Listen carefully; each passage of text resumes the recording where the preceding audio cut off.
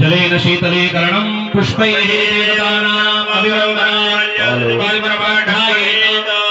देवाला तुम्ही घ्या, बापूंना द्या आणि सर्व भक्त मंडळींना विनंती आहे घाई गडबड करू नका. कोणाला आरती पोळेल भाजेल सगळ्यांपर्यंत आरती पोहोचेल याची कार्यकर्ते दक्षता घेतील. गोंधळ करू नका, ठीक आहे. आणि सर्वांना परत एकदा पूजा समारोपाच्या अगोदर जसं बापूंनी काही बोलले त्या पद्धतीने विनंती करतो बरं का. आपण आपल्या हिंदू धर्माचं द्योतक म्हणून मंदिर निर्माण करतो. मामा तुमच्या वतीनं सगळ्या भक्तांची विनंती करतो बरं का. मंदिर निर्माण होईपर्यंत सगळ्यांचं सहाय्य असतं, परंतु निर्माण झाल्यानंतर संगोपन करणं, बाळाला जन्म देणं सोपं आहे बरोबर, पण बाळाला सांभाळ करणं, त्याला मोठं करणं, वाढवणं हे खूप कठीण आहे. म्हणून सगळ्या भक्त मंडळींना विनंती, मंदिर जेवढं सुंदर निर्माण केलंय तेवढं त्याचं पावित्र्य राखा. मंदिरामध्ये कुठेही काही फेकणं, काही सांडणं, कुठेही हळदी कुंकू वाहणं या गोष्टी करू नका. जे मंदिरासाठी नियम लावून दिले असतील त्या नियमांचं पालन करा. नियम म्हणजे बंधन नसतं, नियम म्हणजे निगा राखण्यासाठी, त्या गोष्टीचं व्यवस्थित संगोपन होण्यासाठी या ठिकाणी नियोजन असतं. आणि इथून पुढेही आज प्राणप्रतिष्ठा झाली, पूजा झाली म्हणजे कार्य संपलं नाही. देव टिकला तर देश टिकेल, देश टिकला तर संस्कृती टिकेल, संस्कृती टिकली तर आपल्या येणाऱ्या पिढीवरती चांगले संस्कार होतील.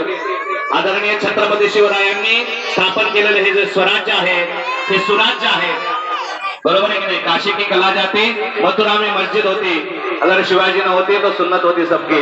म्हणून त्यांच्या कृपाशीर्वादाने आज आपण हा सोन्याचा दिवस बघू शकतोय. अशा सगळ्या थोरा मोठ्या संतांच्या आशीर्वादाने इथे असलेल्या सगळ्या भक्तांनी, कोणाला बंधन नाही पण मनातल्या मनात शपथ घ्या, आठवड्यातून एक दिवस स्वतःहून इथे येईल आणि मी या मंदिराची सेवा करेल, मंदिर स्वच्छ करेल, मंदिरामध्ये घाण होणार नाही याची काळजी करेल. मंदिर काही पर्यटन स्थळ नाही, मंदिर हे ऊर्जासाठी, तिथून आशीर्वाद पर काहीतरी बोध घेण्यासाठी एक प्रतिकात्मक तिथे निर्माण केलेलं आहे.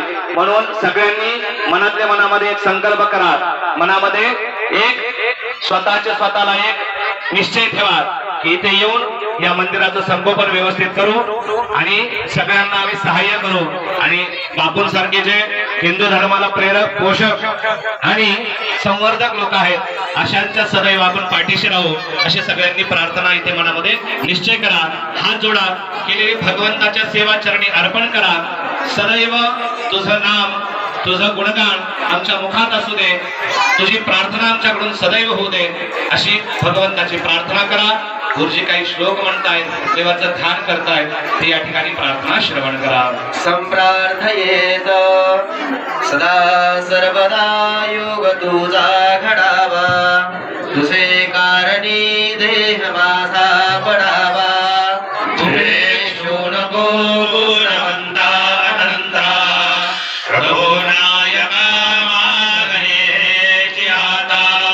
प्रार्थना देवा तुलाही, तू सदा जवळी रहा. मी जिथे जाईन तेथे प्रेम दृष्टीने पहा. मी जिथे जाईन तेथे प्रेम दृष्टीने पहा. दुःख जेव्हा दाटुनिया भार होतो अंतरी, मी कसे विनवू तुला रे धाव तू गरुडा परी. संकटाशी झुंजण्याला, संकटाशी झुंजण्याला हात दे मजला दहा. मी जिथे जाईन तेथे प्रेम दृष्टीने पहा. मी जिथे जाईन तेथे प्रेम दृष्टीने पहा.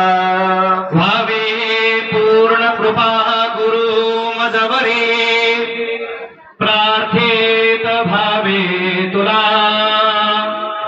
वारे सर्व अरिष्टने उनिलया, समूह जो वाढ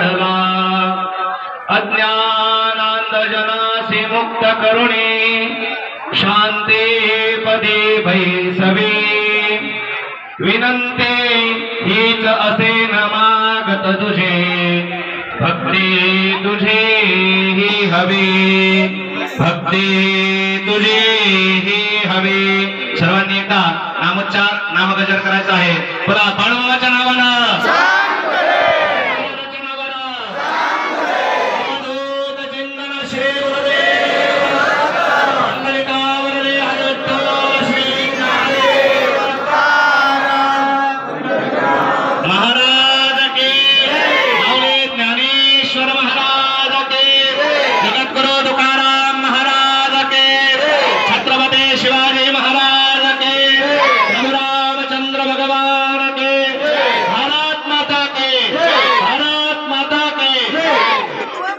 आता आलेल्या असेच आपले नवनवीन व्हिडिओ पाहण्यासाठी आपल्या चॅनलला लाईक करा, सबस्क्राईब करा, कमेंट करा आणि बाळूमामाची आरती प्रवचन सर्व व्हिडिओ रोज पाहण्यासाठी विसरू नका.